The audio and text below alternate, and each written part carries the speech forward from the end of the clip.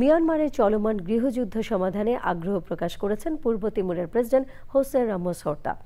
এপির সাথে সাক্ষাৎকারে শান্তিতে নোবেলজয়ী হোসে বলেন, প্রয়োজনে তিনি ব্যক্তিগতভাবে এই সংঘাত সমাধানে কাজ করবেন। তার দেশ প্রভাবশালী আঞ্চলিক জোট আসিয়ানের সদস্যপদ পাওয়ার পরদিনই তিনি এই মন্তব্য করলেন। আরও জানাচ্ছেন আমিনা রহমান শক্তি।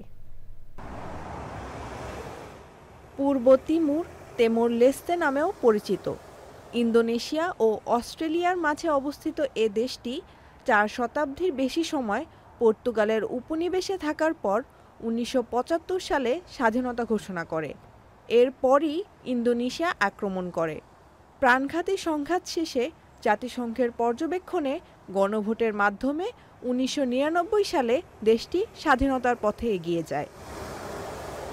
মালয়েশিয়ার রাজধানীতে আসিয়ানের বার্ষিক সম্মেলনের ফাঁকে বিস্তৃত সাক্ষাৎকারে president Jose Ramos Horta APK বলেন, তার দেশ যদিও অঞ্চলের নবীনতম ও দরিদ্রতম দেশগুলোর একটি, তবু জনসমর্থন ও নেতৃত্বের কূটনৈতিক অভিজ্ঞতা যথেষ্ট গভীর।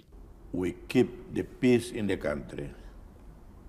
We do not allow Timor-Leste to fall into conflict.